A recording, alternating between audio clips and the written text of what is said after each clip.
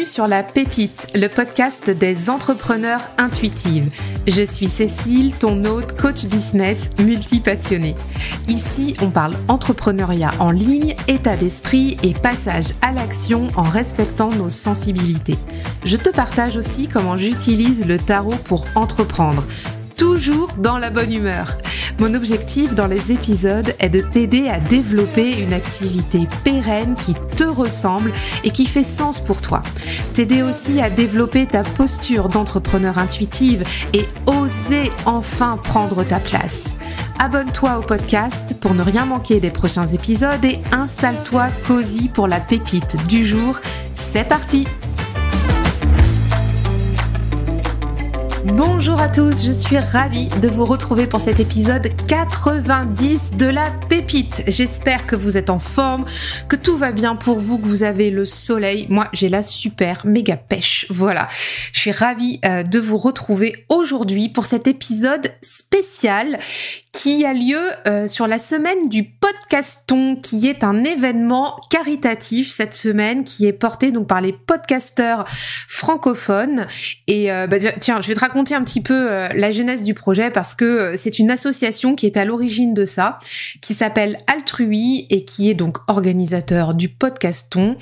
Et Altrui, c'est une association à but non lucratif qui a pour but de cultiver l'altruisme comme solution pragmatique aux défis du 21e siècle. Voilà, magnifique projet, excellent, on adore. Et donc cet asso a organisé donc ce premier événement qui a lieu cette semaine, donc toute la semaine. Donc là, je sais pas si t'écoutes le podcast à sa sortie.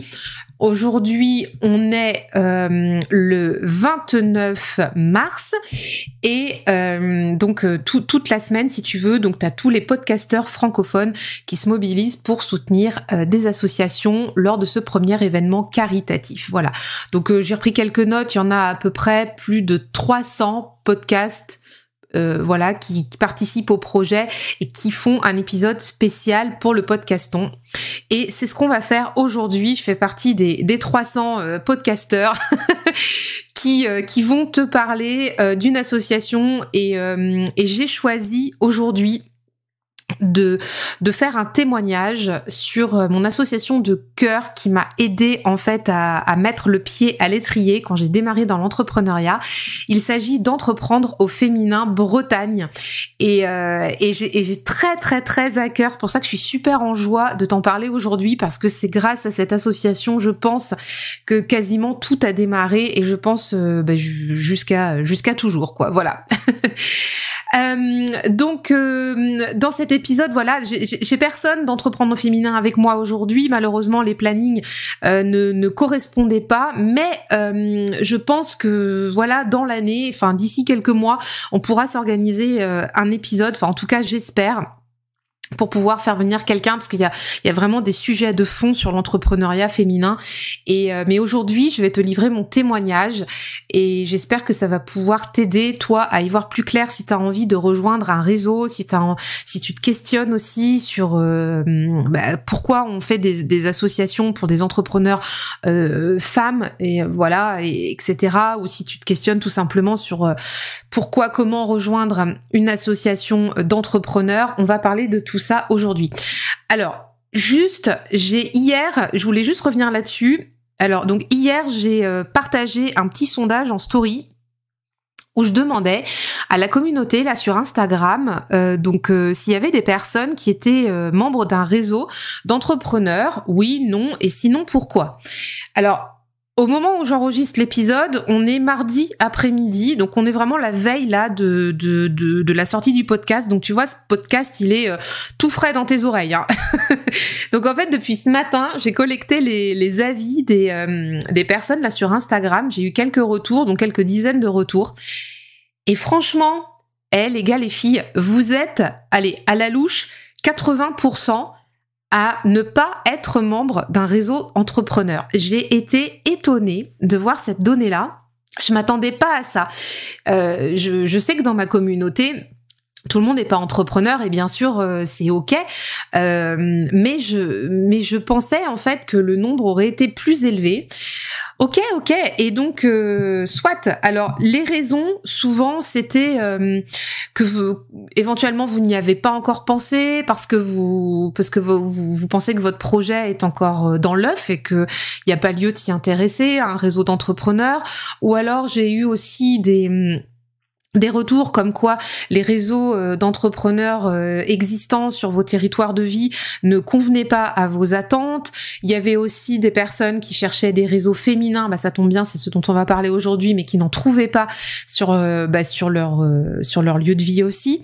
Donc il y a pas mal de sujets à ce niveau-là. Alors voilà, ce qui est ressorti, c'est que vous recherchiez éventuellement des réseaux féminins, mais vous n'en trouviez pas. Vous pensiez que vous n'étiez pas assez avancé pour faire partie d'un réseau d'entrepreneuriat, ou alors tout simplement c'est que vous n'y aviez pas pensé, ou alors ça vous intéresse pas aussi tout simplement. Pour ceux qui ont répondu, donc voilà un petit peu pour l'état des lieux.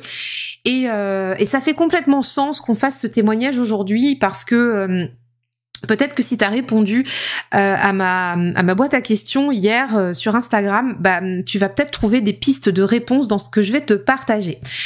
Avant d'aller dans le détail de l'épisode, le podcaston, c'est vraiment pour soutenir les assos. Donc là, je mets en avant l'association Entreprendre au féminin Bretagne qui agit sur le réseau breton, donc sur les 4 départements bretons qui sont le Morbihan, l'Ille-et-Vilaine, le Finistère et les Côtes-d'Armor. Il y a bien sûr la possibilité d'adhérer au réseau, je t'en parlerai après. Il y a aussi la possibilité de faire des dons. Voilà, donc si toutefois tu as une sensibilité particulière par rapport à ces projets, tu pourras retrouver toutes les infos sur leur site internet, c'est eafb.fr tout simplement. Mais ça, je t'en le redirai aussi à la fin de l'épisode. Alors donc, pourquoi te parler d'Entreprendre au féminin Bretagne aujourd'hui ? Alors, il se trouve que j'habite en Bretagne et que je connais cette association depuis 10 ans parce que j'ai connecté avec cette asso donc en 2012, voilà, oui c'était ça, il y a 10 ans, 2012. Et que depuis que j'y suis tombée, en fait, dans cet asso, je suis jamais ressortie de l'entrepreneuriat. Mais on va pas forcément trop parler de moi, même si le témoignage va être là aujourd'hui. C'est aussi et surtout que je t'en parle maintenant, c'est parce que je soutiens à 200% ces actions de sensibilisation à l'entrepreneuriat des femmes et à l'égalité professionnelle. Si t'as écouté le podcast la semaine dernière, où je te parle du reset de la pépite, où je te parle aussi de mon grand pourquoi, qui est d'accompagner les femmes à prendre leur place, à s'installer dans leur vie, dans leur domaine professionnel, et que je suis intimement convaincue que l'entrepreneuriat fait partie de ces leviers-là, eh bien, c'est aussi pour ça qu'Entreprendre au féminin Bretagne est si important dans ma vie. C'est parce que cette association mène des actions justement de sensibilisation à l'égalité professionnelle, à l'entrepreneuriat des femmes. Il faut savoir qu'aujourd'hui, seulement 30% des entreprises créées en France le sont par des femmes. C'est encore trop peu. Donc 70% par des hommes, du coup 30% par des femmes. On est en 2023, bon sang, et on a encore que seulement 30% d'entreprises qui sont créées par des femmes. Donc c'est un vrai sujet qui est transverse, un vrai sujet social, économique, un vrai sujet d'égalitaire, et aussi derrière, tu vois, il y a aussi le fait que on parle aussi d'insertion et de réinsertion professionnelle des femmes, parce que chez Entreprendre au féminin, il y a aussi un parcours qui permet aussi aux femmes de s'insérer dans la voie professionnelle ou de se réinsérer après des événements de vie via le biais de l'entrepreneuriat. Donc tout ça, ça a du sens. Tout ça, c'est aussi concomitant avec l'éducation. Voilà, si tu vois, si ces femmes, elles sont mères de famille, des choses comme ça. Donc en fait, tous ces projets d'entrepreneuriat sont clairement transverses et ont des portées qui sont décuplées en fait au niveau social, puisqu'on n'imagine pas à quel point ça fait effet boule de neige quand une femme s'installe à son compte, quand elle réussit, et que du coup derrière elle peut embaucher, elle crée de l'emploi, elle peut aussi sécuriser sa vie familiale, son foyer, elle peut sécuriser je te dis son foyer, mais ça peut être, tu vois, aussi quand t'arrives à un moment de ta vie où tu dois sécuriser comment dire, les retraites de tes parents, par exemple, des choses comme ça. Donc, enfin, voilà, j'en ai croisé, moi, des femmes comme ça qui avaient leurs parents à charge. Et bah, du coup, tu vois, se mettre à son compte, ça fait aussi sens sur certaines périodes de vie au niveau social, économique et comment dire, et au niveau éducation. Donc pour moi, c'est vraiment une association de cœur, c'est vraiment une association qui m'a porté, moi, en tant que femme, à me développer dans l'entrepreneuriat, mais j'y ai aussi participé pour pouvoir œuvrer à des actions avec l'asso.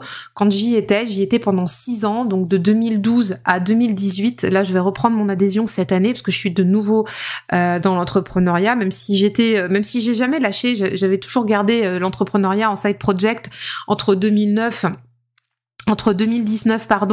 et 2022 pendant 3 ans, mais je me suis dirigée vers d'autres réseaux. Mais Entrepreneur Féminin, c'est vraiment une association que je porte au plus profond de mon cœur pour toutes ces raisons-là. Il faut savoir aussi qu'Entrepreneur Féminin Bretagne a intégré des programmes avec l'Europe pour justement déployer des accompagnements, avoir une force supplémentaire pour pouvoir accompagner les femmes au niveau régional et local. Donc ça permet aussi de s'adresser à des publics plus fragiles, ou alors aussi à des publics qui ont besoin de voir aussi plus grand.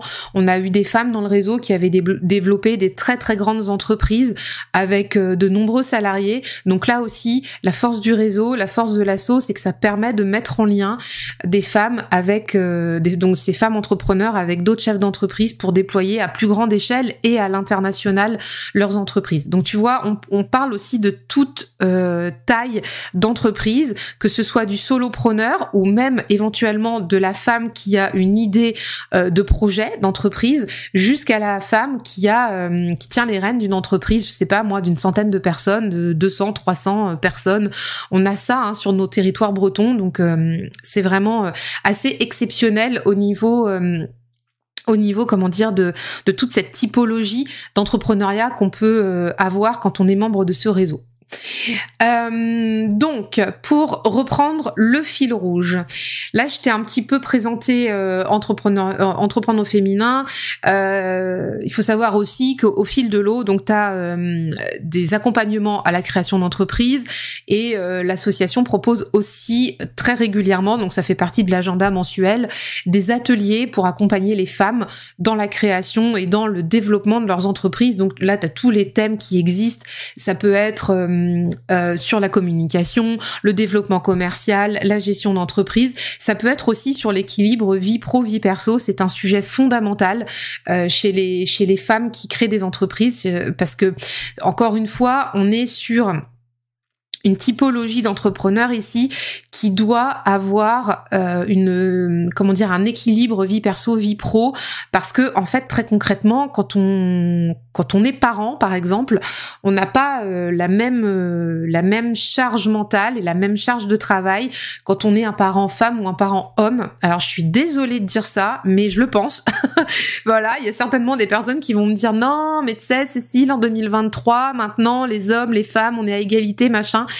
Peut-être dans certains foyers, dans certaines familles, mais je vous assure que c'est pas toujours le cas. Je vous assure que j'ai croisé moi des femmes qui portaient tout toutes seules sur leurs épaules, absolument tout, et franchement, c'était des super nanas, juste incroyables, et même aussi des femmes qui étaient très soutenues par leur conjoint ou leur conjointe, mais qui, pour diverses raisons, qui étaient un peu moins épanouies, et voilà, et donc le réseau, pour toutes ces raisons-là, fait sens et permet aussi aux femmes de lever des freins qui sont propres aussi à nos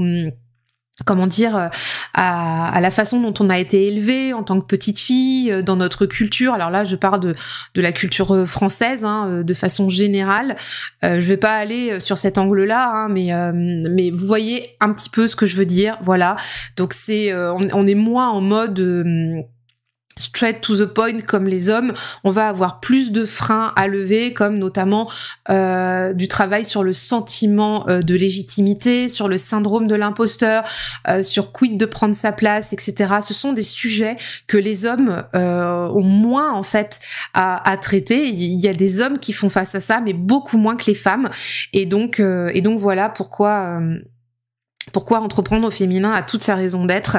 À titre personnel, moi, dans le réseau, j'ai rencontré des femmes à qui on a dit, quand elles allaient solliciter des financements dans des banques ou demander des levées de fonds à des business angels ou des choses comme ça, à qui on a dit, mais qui va garder les enfants pendant que vous développez votre entreprise?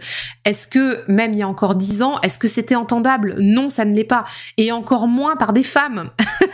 Moi, je me souviens d'une fois, enfin, pas qu'une seule fois d'ailleurs, malheureusement, mais je me souviens de plusieurs fois où on a eu des femmes qui nous faisaient des retours justement de leur rendez-vous à la banque pour solliciter des prêts d'investissement, des choses comme ça, et que le banquier femme en face demandait qui va garder les enfants, comment vous allez faire avec vos investisseurs si les enfants sont malades et si vous pouvez pas être aux réunions. Mais bon sang, mais est-ce qu'on dit ça aux hommes?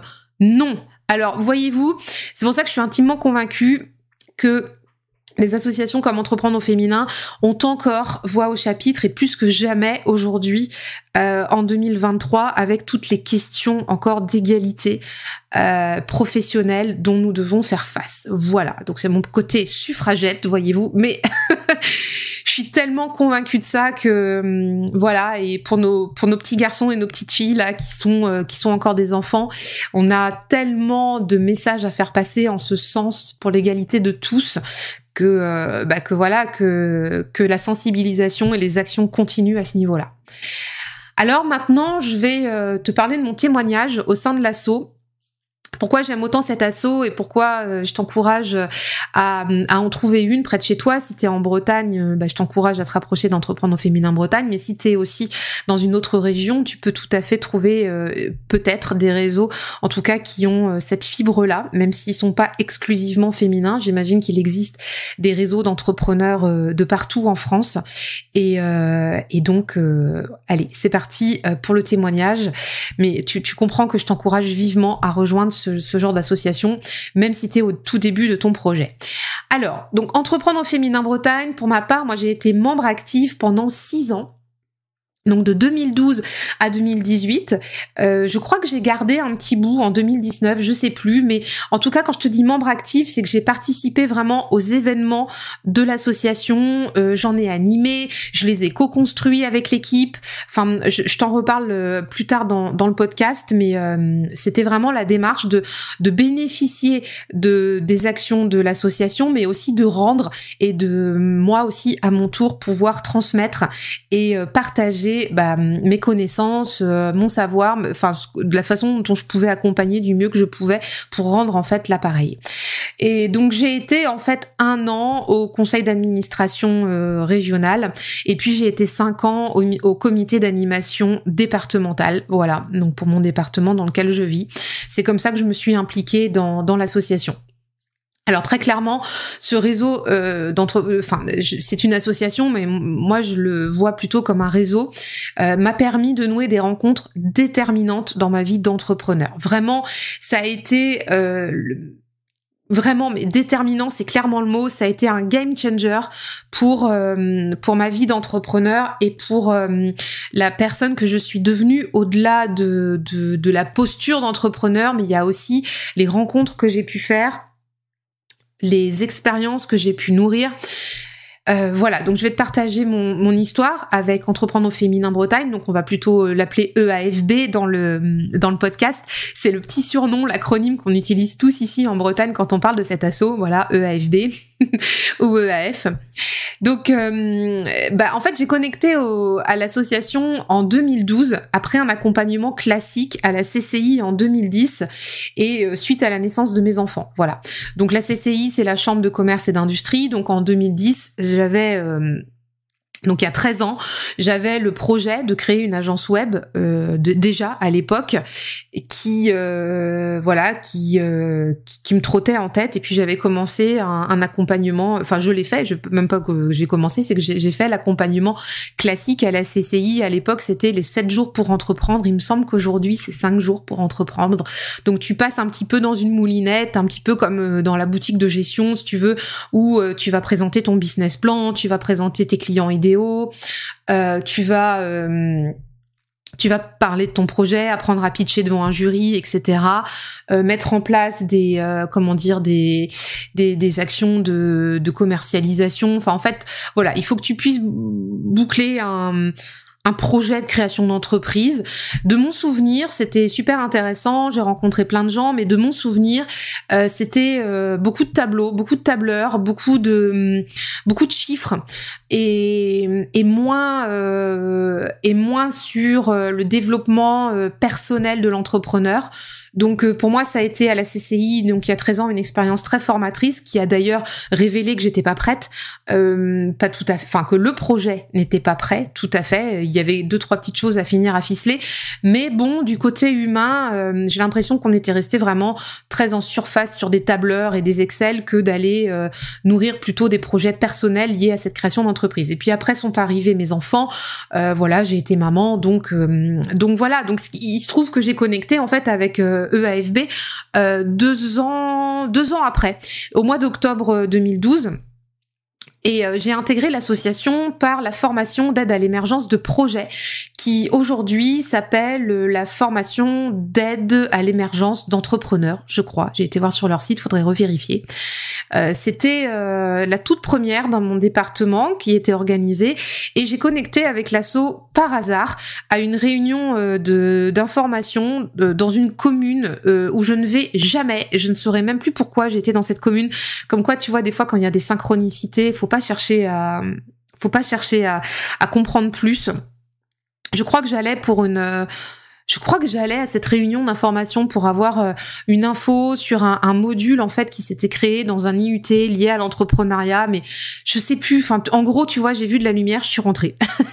Et en plus, je te dis, c'est très loin de chez moi. J'allais jamais dans cette commune-là.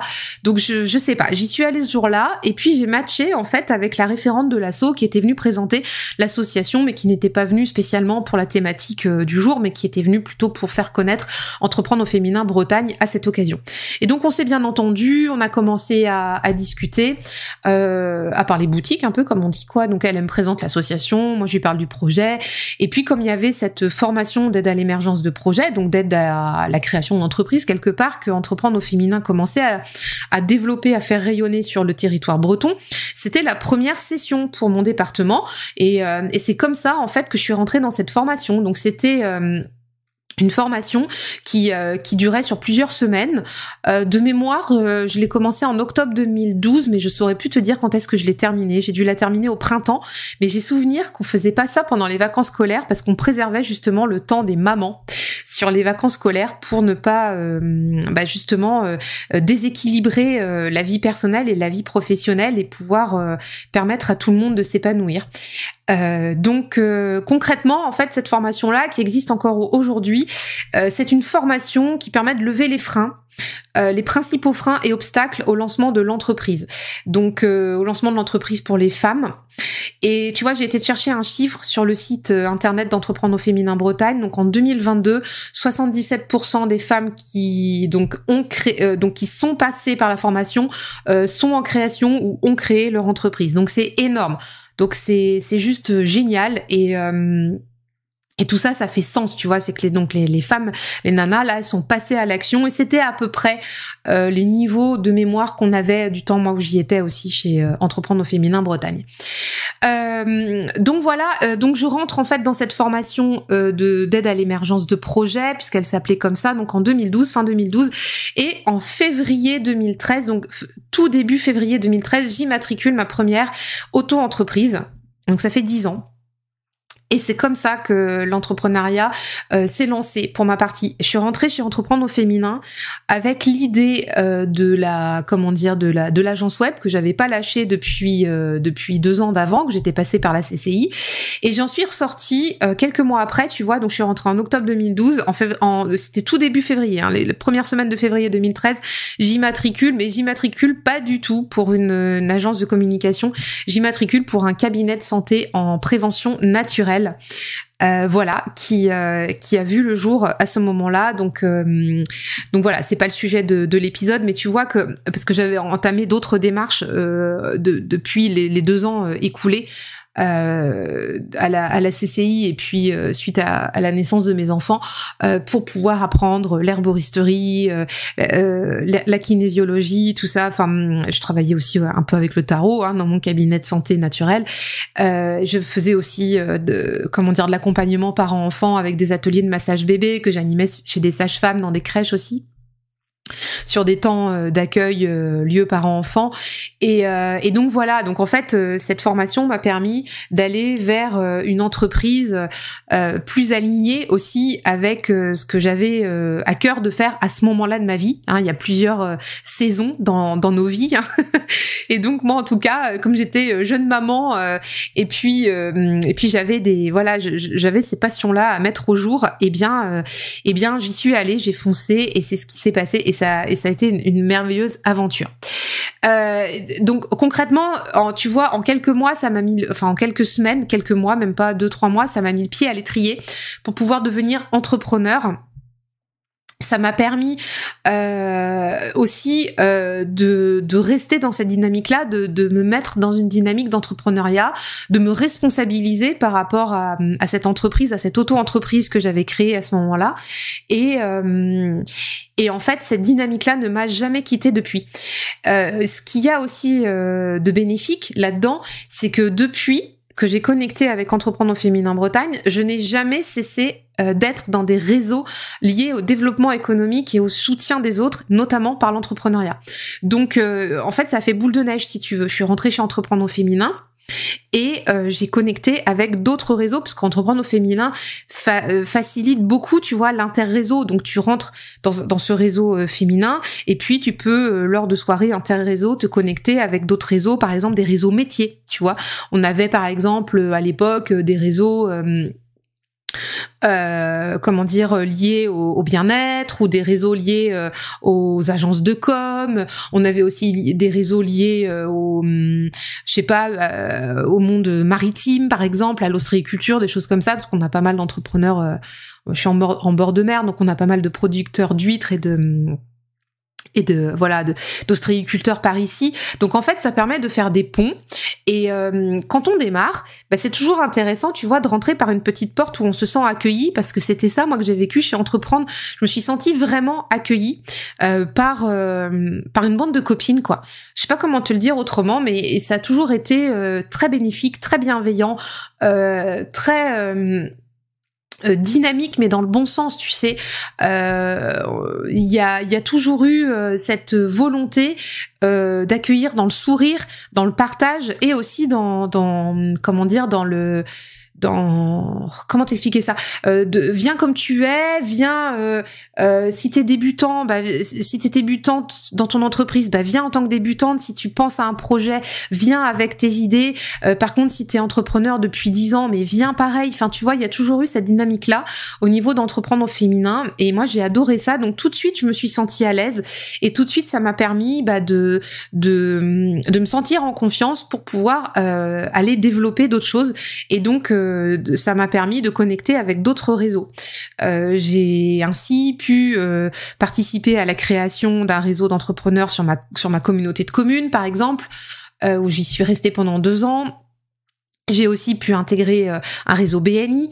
Je sais pas si tu connais les réseaux BNI. Alors ça, c'est très business, hein, ça vient des États-Unis. C'est Business Network International. C'est un réseau de cooptation et d'apporteurs d'affaires.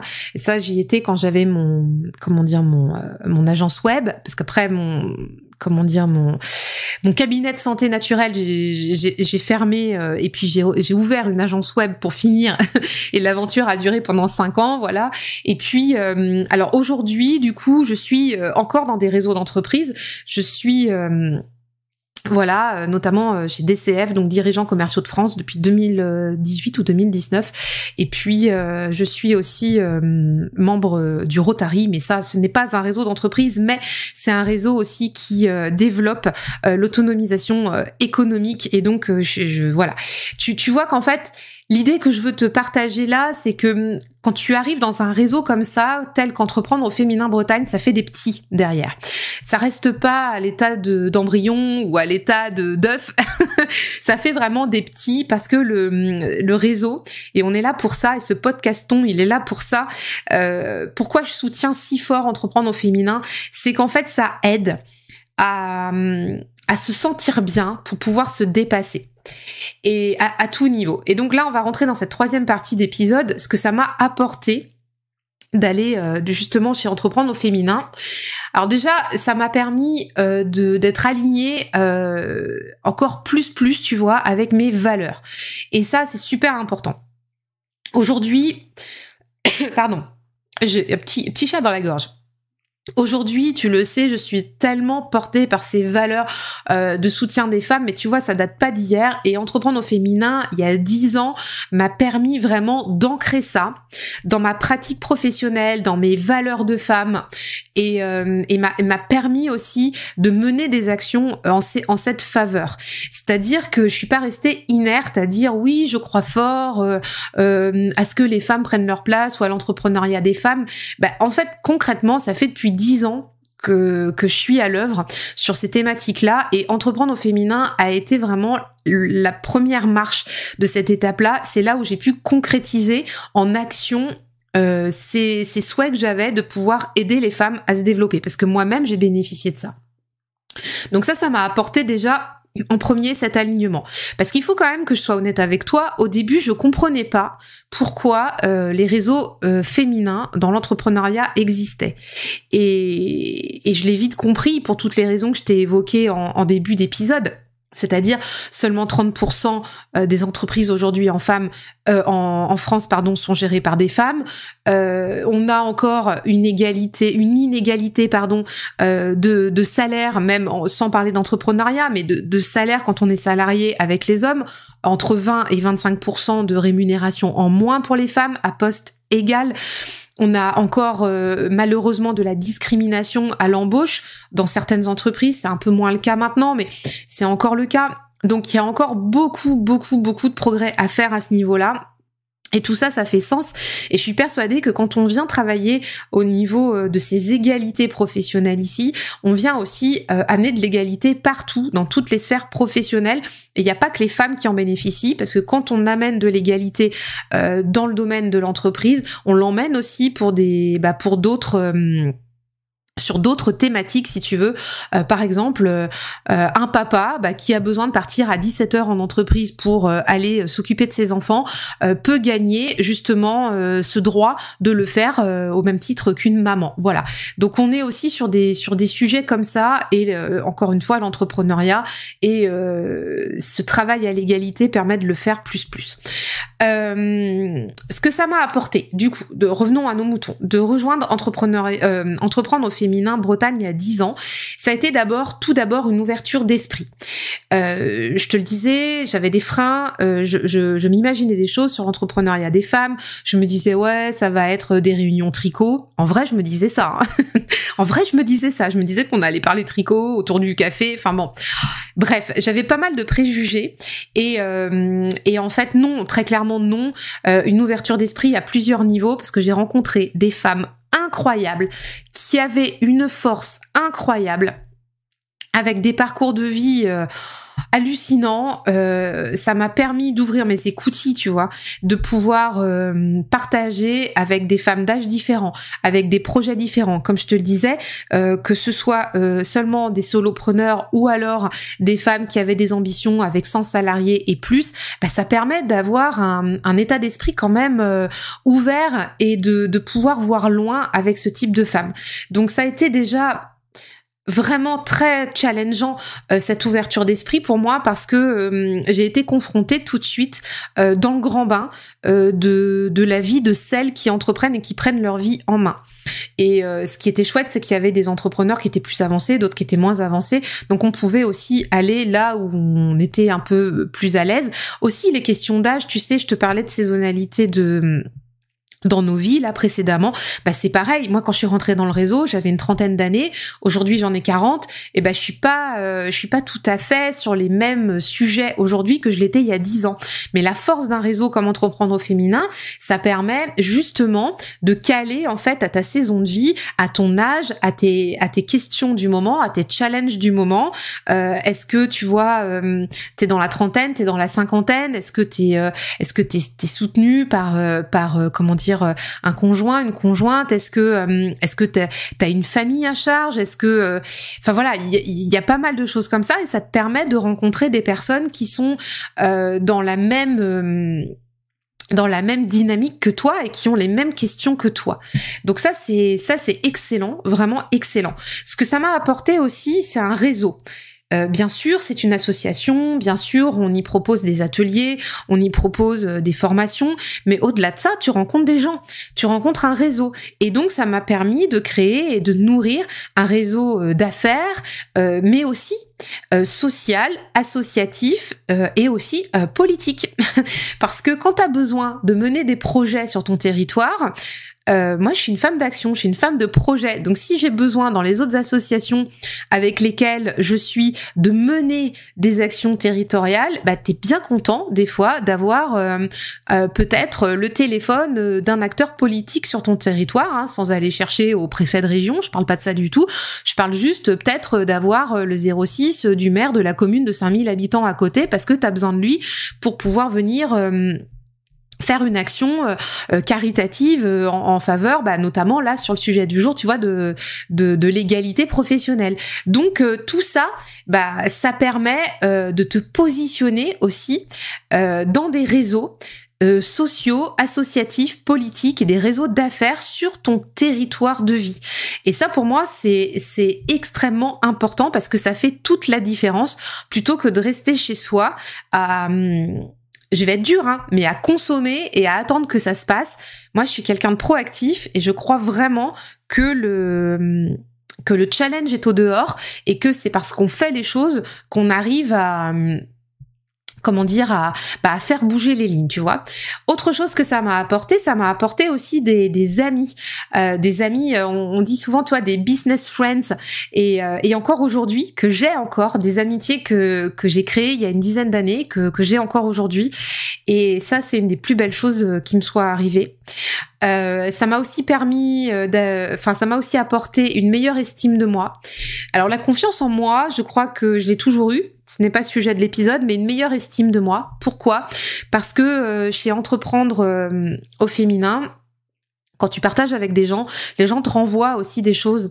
Donc, en fait, c'est chouette d'avoir des retours de personnes qui te disent c'est génial ce que t'as fait, la façon dont t'as accompagné pendant l'atelier c'était top, le témoignage que t'as partagé c'était top. Franchement ça vient faire du bien à l'ego, mais tu sais dans ton bon ego, ce dont t'as besoin pour toi te développer mieux et aller encore plus loin. Ça m'a aussi apporté une légitimité par rapport à ce que je faisais, ce que je proposais. Donc Entreprendre au féminin, tu vois, j'y suis allée, donc j'ai commencé à créer avec le cabinet de prévention de santé naturelle et j'ai continué avec mon agence de communication web.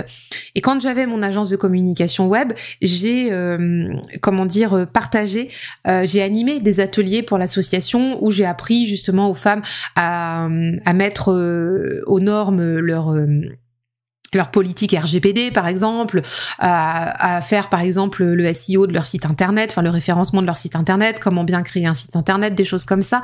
Et donc ça, cette légitimité-là, ça me l'a apporté aussi, ça m'a aussi permis de tester des choses et ça m'a surtout appris à me dépasser. Parce que quand tu prends et c'est ce que j'ai fait, une position dans l'association chez Entreprendre au féminin. Quand tu es à la barre d'un atelier de 2 heures avec des femmes entrepreneurs qui attendent de toi des résultats, elles attendent de partir avec du concret pour leur boîte derrière. Ça t'amène de la responsabilité. T'es obligé d'avoir une posture professionnelle et t'es obligé d'être carré par rapport à ce que tu dis. Donc très clairement, ça m'a appris tout ça. Légitimité, le dépassement de moi, j'ai osé faire des choses alors que peut-être que si j'étais pas passée par Entreprendre au féminin, j'aurais pas osé ces choses-là. Autre chose aussi, ce que Entreprendre au féminin m'a apporté, clairement, ce sont des opportunités que j'aurais jamais pu avoir ailleurs. Notamment une énorme que j'ai eue en 2018-2019. Donc oui, il y a eu la possibilité d'animer des ateliers, de se faire connaître, de se faire reconnaître. Ça te permet d'avoir des clients, bien sûr. Et une opportunité énorme que j'ai eue grâce à l'association, ça a été de pouvoir être partenaire du groupe Meta en France, donc de Facebook France et de l'association Social Builder pour pouvoir être ambassadrice She-Means Business sur mon territoire et donc d'avoir pu animer en partenariat avec Facebook France une masterclass pendant une journée entière dans ma ville où on a avec 130 femmes créé, enfin si tu veux c'est moi qui ai porté ce projet-là, j'ai en fait permis à 130 femmes de se réunir et de se retrouver autour des thématiques de l'entrepreneuriat et du digital. Donc en 2019 ça a été un moment incroyable.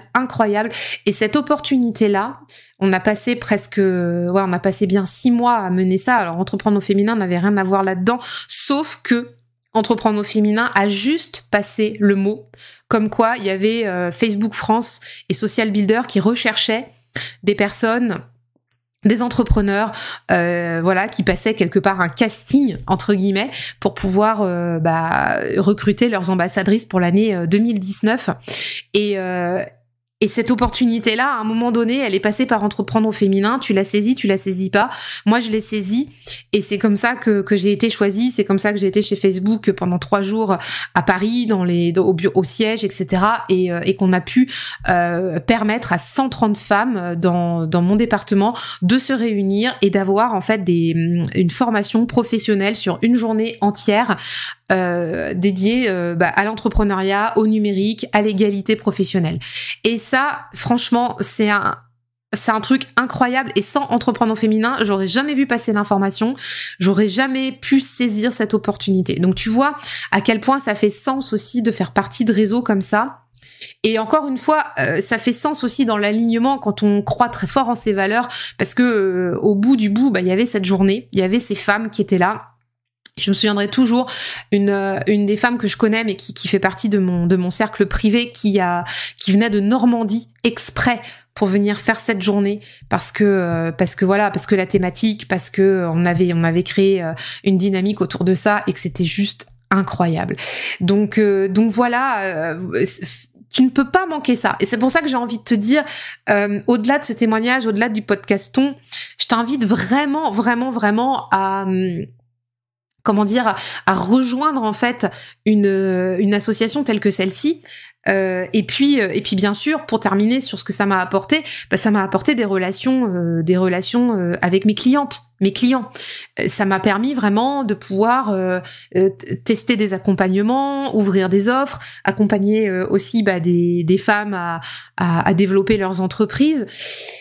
Donc quelque part, tu vois que ça t'ouvre en fait le champ des possibles sur ton alignement, tes valeurs, sur des actions caritatives et aussi sur des actions business très clairement, mais qui sont porteuses de sens. Voilà. Donc on arrive à la fin de cet épisode, on arrive à la fin de ce podcaston. C'était vraiment, j'ai l'impression d'avoir fait une déclaration d'amour à Entreprendre au féminin Bretagne.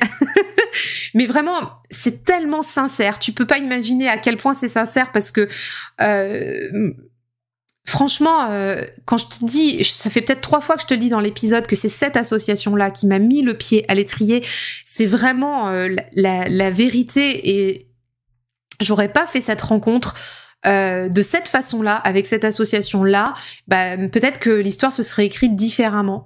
Et voilà pourquoi j'ai très à cœur que toi aussi tu puisses trouver ton Entreprendre au féminin Bretagne et tu puisses connecter avec ton association de cœur. Donc, en conclusion, je te recommande vivement de rejoindre une association d'entrepreneurs. Hein, si tu l'as pas compris, tu vois à quel point je suis convaincue. Je te recommande vivement de trouver ton entrepreneur féminin. Si tu es en Bretagne, je t'invite du fond du cœur à te rapprocher de AFB. Tu vas trouver toutes les informations donc sur eafb.fr, c'est le site de l'association. Il y a plein d'événements gratuits. Tu peux aller à des after-work, tu peux aller à des petits-déj qui sont gratuits, où on va te présenter les actions de l'association, où tu vas découvrir des femmes entrepreneurs. Tu peux adhérer, de mémoire c'est 70 € l'adhésion à l'année, mais il y a aussi une adhésion à prix tout doux pour des femmes qui sont au RSA, qui sont en difficulté. Franchement, n'hésite pas à contacter quelqu'un de l'association parce que tu peux parler de ton cas particulier avec cette personne-là, si tel est ton besoin.